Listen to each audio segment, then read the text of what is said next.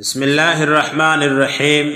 محترم سامعین، پیارے نبی کی پیاری سنتوں کے سلسلے میں آج ہم موت اور اس کے بعد کی سنتیں بیان کریں گے۔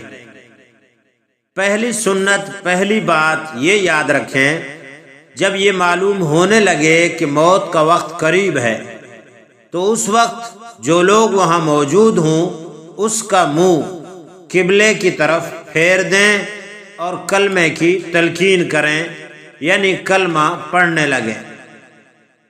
نمبر 2، جب موت قریب معلوم ہو تو ہوش سلامت ہوں اور دماغ حاضر ہو تو مرنے والا یہ دعا پڑھے: اللہم اغفر لی وارحمنی والحقنی بالرفیق الاعلی۔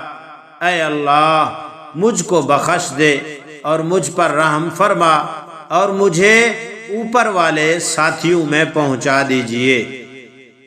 نمبر 3، جب روح نکلنے کے آثار محسوس ہونے لگیں تو یہ دعا پڑھنی چاہیے: اللہم اعنی علی غمرات الموت وسکرات الموت۔ اے اللہ، موت کی سختیوں کے موقع پر میری مدد فرما۔ نمبر 4، جب موت واقع ہو جائے تو اہل تعلق، عزیزوں، اقربا، دوست احباب، پاس بیٹھنے والے وہ یہ دعا پڑھیں: انا للہ وانا الیہ راجعون، اللہم آجرنی فی مصیبتی واخلف لی خیرا منہا۔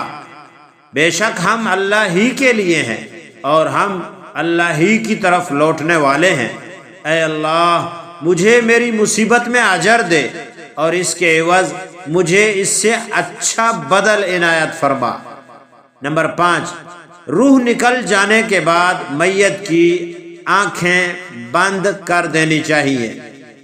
نمبر 6، جو شخص میت کو تختے پر رکھنے کے لیے اٹھائے یا جنازہ اٹھایا جائے تو بسم اللہ کہہ کر اٹھانا چاہیے۔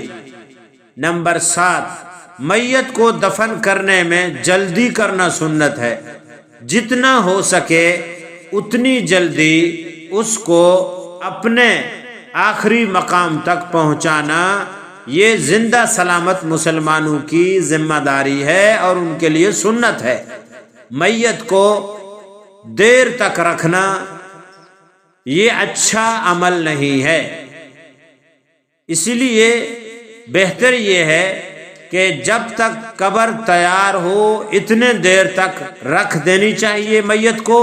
جب قبر تیار ہو جائے تو پھر میت کو نہیں رکھنا چاہیے، جلدی دفن کرنا سنت ہے۔ نمبر 8، جب میت کو قبر میں رکھا جائے تو یہ دعا پڑھنا چاہیے: بسم اللہ وعلی ملت رسول اللہ صلی اللہ علیہ وسلم۔ نمبر 9، میت کو قبر میں داہنی کروٹ پر اس طرح لٹایا جانا چاہیے کہ پورا سینہ کعبہ کی طرف ہو، قبلے کی طرف، اور پشت کو قبر کی دیوار سے لگا دینا چاہیے۔ آج کل لوگ صرف منہ کعبے کی طرف کر دیتے ہیں اور میت کا پورا وجود سیدھا چت لٹا ہوا ہوتا ہے، یہ صحیح نہیں ہے۔ سینہ آسمان کی طرف ہوتا ہے اور منہ قبلے کی طرف گردن موڑ کر دیتے ہیں، یہ بالکل خلاف سنت ہے۔ پورے وجود کو قبلے کی طرف موڑ دینا چاہیے اور پیچھے قبر کی دیوار کا سہارا ٹیک لگا دینا چاہیے۔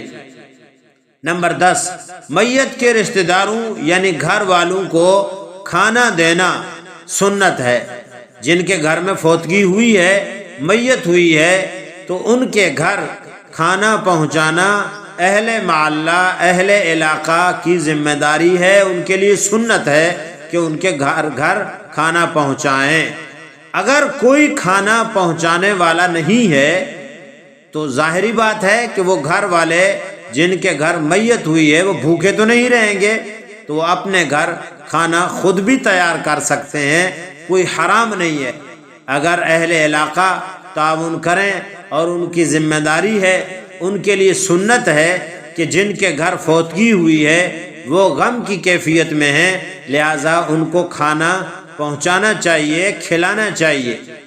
اس کھانے کو تمام برادری یا رشتہ داروں کو کھانا جائز نہیں۔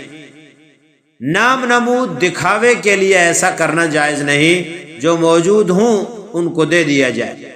نمبر 11، جب میت کے دفن سے حضور اکرم صلی اللہ علیہ وآلہ وسلم فارغ ہوتے تو خود بھی اور دوسروں سے فرماتے کہ اپنے بھائی کے لیے استغفار کرو اور ثابت قدم رہنے کی دعا کرو کہ اللہ تعالیٰ اسے منکر نکیر کے جواب میں ثابت قدم رکھے، یعنی اس کے لیے دعا کریں، اے اللہ ہمارے اس بھائی کو، اس بہن کو، اس مسلمان کو معاف فرما دیجئے، اور اس کے منکر نکیر کے سوال جواب میں یا اللہ ان کو ثابت قدم رکھیے۔ ان کے لیے، میت کے لیے، مرنے والے کے لیے دعائے خیر کرنا یہ سنت ہے۔ نمبر 12، دفن کے بعد مردے کے لیے قبلہ رخ ہو کر دعا کرنا سنت ہے، لیکن نماز جنازہ کے فوراً بعد دفنانے سے پہلے دعا کرنا، جیسا کہ آج کل رواج ہو گیا ہے، یہ چیز جائز نہیں، صحیح نہیں، خلاف سنت ہے۔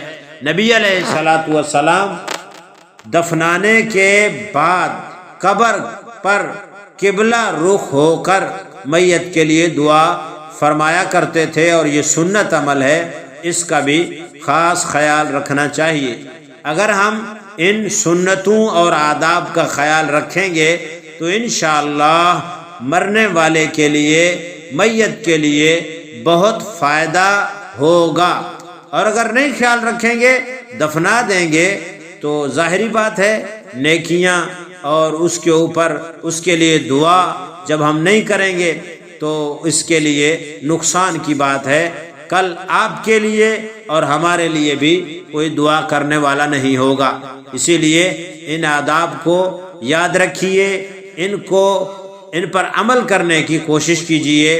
اللہ تعالی ہم سب کو سنت کے مطابق اپنے پیارے نبی صلی اللہ علیہ وسلم کی پیروی نصیب فرمائے۔ وآخر دعوانا ان الحمد للہ رب العالمین۔